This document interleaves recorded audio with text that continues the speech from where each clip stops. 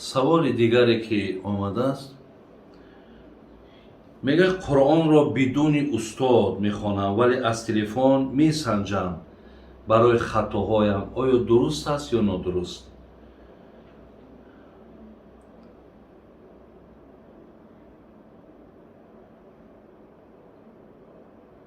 اولا حرکت کنیم برادران عزیز که قرآن ای نظری نفرهایی که با تجوید میخوانند حتما ای نظری اونها گذرونید. اگر به شرط برای شما این مشکلات شود انا از روی همون تلفن هایی که میگین یا اینترنت بازی درس های قرآنی در اینترنت هم هست، انا میتونین شما که با همون تلفظ و با همون ترتیبی که تعلیماتی که در درون اینترنت می رود اگر به همون موافق کرده بتونین انشالله همون هم برای شما استاد هستن، برای شما استاد حساب میکنن. همون هم اجازت هست که شما مقصد از همون هم استفاده برید. لیکن هر آینه اگر نفری را یافتین که از قرآن از علم تجوید آگاهی داره با یک بار دیگه از پیش او هم بگذرونین. حاضرت همین کارتون دوام دادن بگیرید. در سوره توبه نفهمیده بسم الله گویی باید از نو خوانی؟ نه، از نو نمیخوانی. انا خلاص سوره توبه برای همگان معلوم است که در ابتداش بسم الله نآمده است و بسیاری بعضی از علما میگن پیش از سوره توبه که سوره انفال است میگه دوام سوره انفال است. بعضی ها میگن نه، مادامی که آغاز سوره از غضب الهی در نسبت مشرکا آغاز شده است، برای همین در اینجا بسم الله الرحمن الرحیم نآمده است. لیکن وقتی بسم الله هم که گفتین از سر نو خواندنش ضرورت نداره برادر عزیز. آیا حضرت خضر علم غیب را میدانست؟ چون که در یک قصه شنیدیم که به حضرت موسی 3 چیز را تعلیم دادند.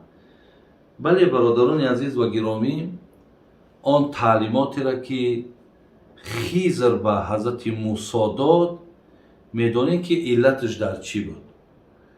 میگه وقتی حضرت موسی گفت که وقتی پرسیدنش که از تو در مقصد دانا و دانشمند و داناتر نزد خداوند کسی هست؟ گفت نیست. برای آنه که الله مهربان او را بدانانه که یعنی از تو ده هم باز دانشمندها و داناها هستند، الله مهربان حضرت موسی را به پیش خضر روان کرد. یک اشاره هم هست برای کسایی که بسیار غرور دارن، بسیار در علمشان تکبری دارن، بسیار ناپسندی دارن. یک اشاره به اونها هم هست که هر بیشه گمان مبر که خالیست شاید که پلنگ خفته باشد. یعنی مقصد هیچ وقت این گمان ها و این فکرها را نداشته باش، زیرا که مقصد تو یگانه و تو اون نفری را که در ذهن خود جا که که منم تو اون نیستی. ولی او علمی غیب نیست برادر عزیز.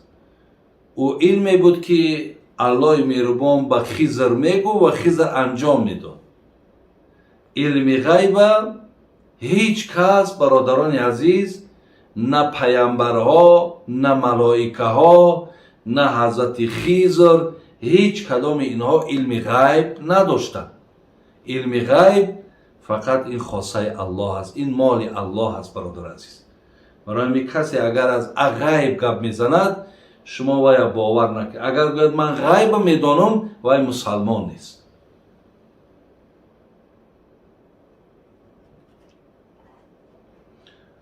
استاد سنت نماز بامداد رو خوانیم تا وقتی فرض در آمدن نماز نفل یا تهجد خوانیم؟ نه، تهجد اکو تهجد وقتش تا صبح دمیدن.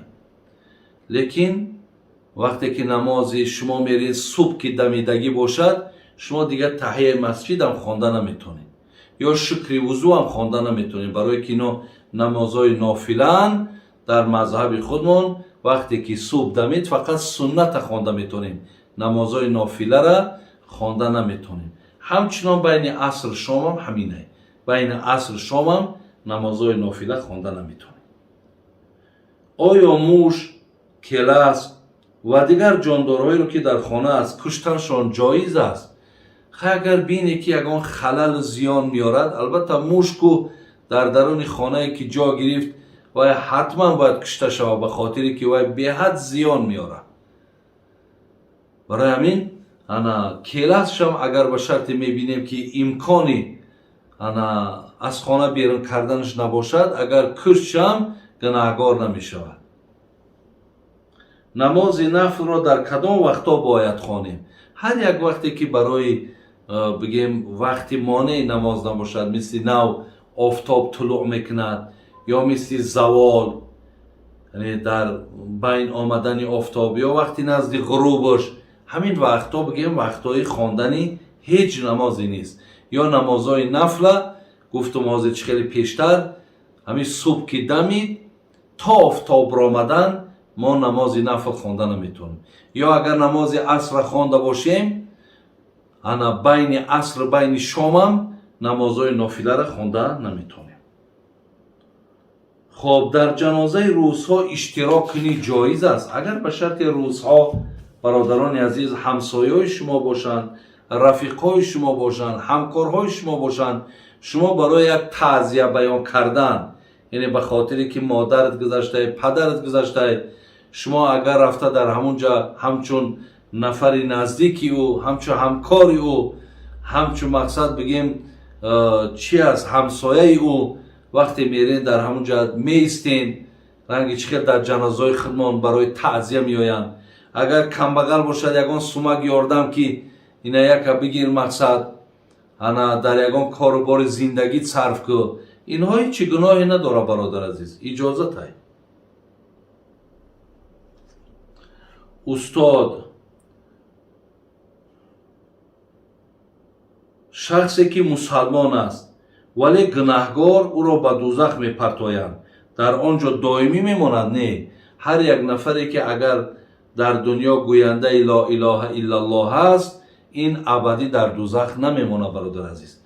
یعنی موافقی از کرده ها و گناه ها و لغزشش پیش الله مقصد عذابش میگیره، ولی ابدی در دوزخ نمیمونه، او حتما به جنت برمیگرده. استاد عزیز، دخترچه 10 ساله ام را 1.5 ماه پیش از دست دادم. آیا برای او عذاب قبر و پرسش منکر و نکیر هست؟ و در حقش دعا کنید تا از عذاب روحی خلاص شوم. برای دخترکم بسیار عذاب میکشم. مادرای عزیز، برای اینها شما عذاب نکشید، اینها یک شفاعت کننده در روز قیامت برای شما هستند. اگر اینها را در قبر هم پرسنم، ولی برای اینها خواهرای عزیز عذاب نیست، بلکه اینها برای شما یک دستگیر و یک شفاعت کننده در روز آخرت هستند. خداوند برای همه این مادرایی که فرزنداشون دست میتیند، خداوند صبر نصیب گرداند. بابا جان، شما گفتید 5 وقت نماز را در وقتش خوانی، علی خصوص نماز عصر را. برای چی نماز عصر تاکید شد؟ چی خاصیت دارد؟ بله، همون آیتی که حافظوا علی الصلوات و صلات الوسطی، معناش همین است که شما 5 وقت نماز مقصد برپا دارید مگر نماز عصر. وقتی نماز عصر برادرای عزیز، وقتی گوییم که یعنی ببینید در حدیث ها آمده است که همین در حالت نماز عصر وقتی ما و شما در جماعت میستیم که ملائکه ها میآیند. ملائکه هایی که پیشتر آمده بودن، ملائکه های دیگر میان اینها را عوض میکنن و میروند تا اینها تا نماز عصر پگاه همراه ما هم. اینها ما و شما را محافظت میکنن، اعمال ما و شما را اینها برادر عزیز نظارت میکنن. برای همین یعنی یک حالتی هست که میگه وقتی پیش الله میروند، الله مهربان میپرسد که بندگان مرا در چه حالت بودند؟ میگد وقتی رفتیم در نماز عصر در جماعت بودن، وقتی که از پیشون آمدیم در نماز عصر در جماعت بودن. برای همین یعنی خاصیت ها و خصلت ها و فضایلش خیلی زیاده برادر عزیز.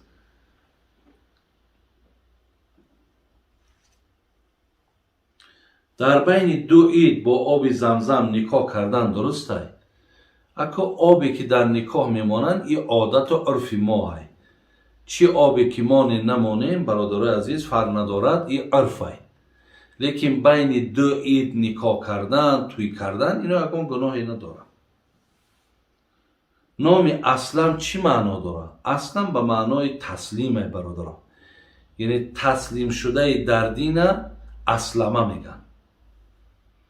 استاد آیا قصه جوان کردن زلیخا از طرف حضرت یوسف در قرآن هست یا این قصه حیاتی در قرآن نآمده است که حضرت یوسف مثلا بعد آنی که با زلیخا برگشت و زلیخا را گرفت او جوان شد؟ این جوانیش نیست برادر. این یک از نقطه نظر همون معرخا تاریخ نویسا هست.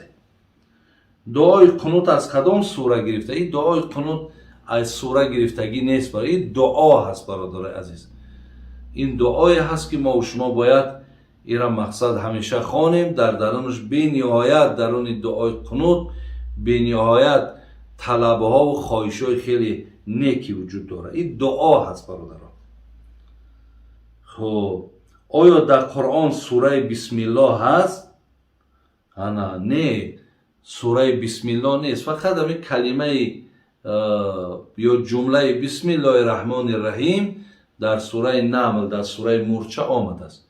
همین را جناب امام حنفی ها بگه مالکی ها یعنی این را همچو آیت قرآن نمیدونن، لیکن شافعی ها و حنبلی ها همچون آیت قرآنش میدونن.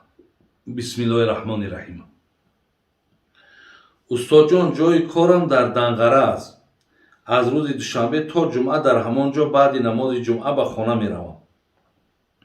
در وحدت است. در همین حالت نماز در جمعه در همانجا از روز دوشنبه تا جمعه در همان جایم.